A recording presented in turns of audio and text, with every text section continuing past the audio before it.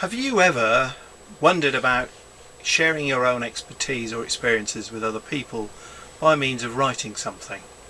Lots of people have thought of doing that, but the whole idea of writing a complete book is quite off-putting. Writing a booklet, something much smaller than a book, is less of an undertaking and something that most people can do in about 30 hours, which over a few weeks, just a few hours a week, is easily done. A booklet is usually, in terms of a paper document, something that's between 30 and 100 pages, or up to about 40,000 words, shall we say.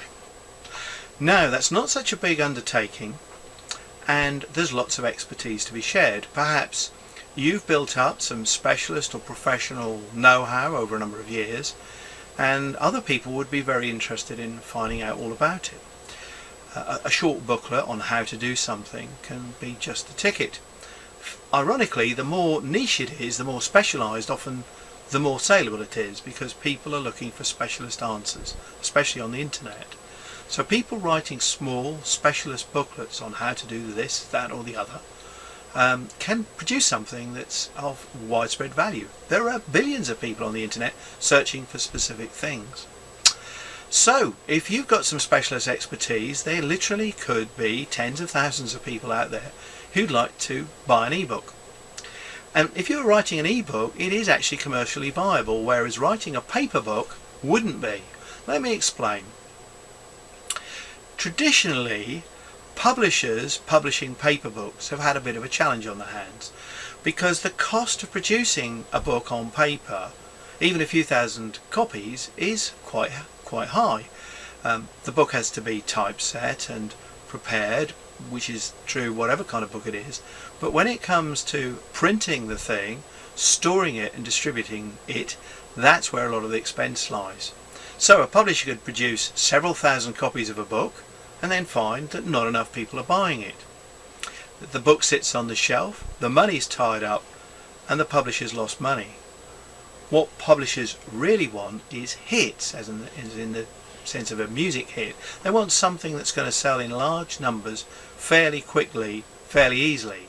It's going to be so popular that every bookshop can afford to stock it, and when it's stocked, it will be sold.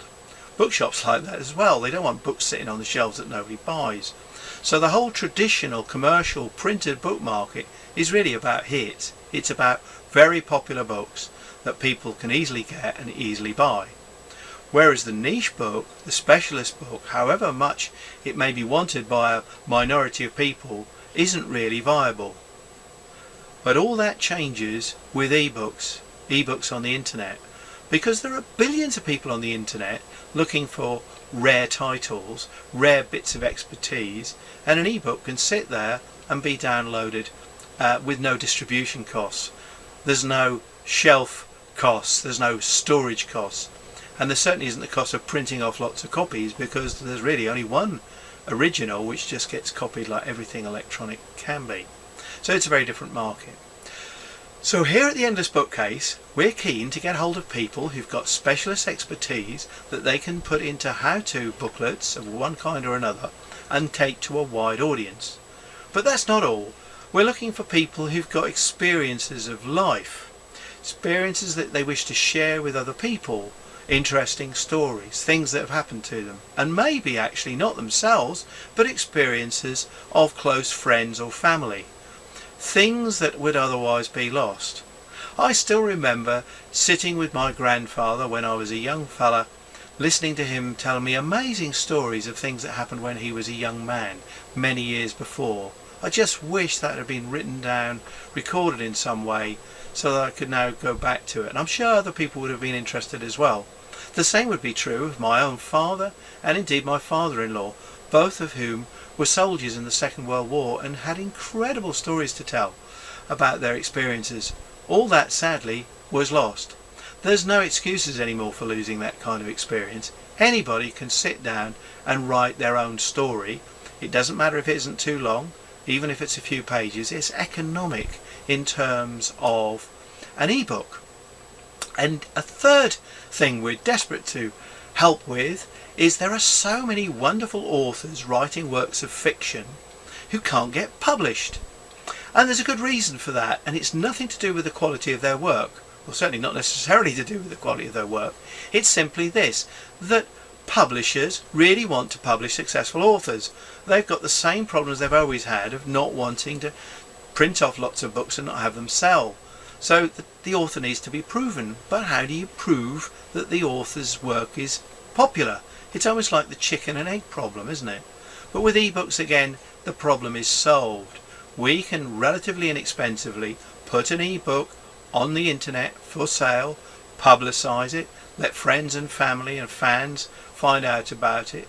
Then the viral marketing cuts in. People tell their friends and other people they know and write reviews, and if the book's got merit, it will gradually get to its audience. It might take quite a while, but that doesn't matter.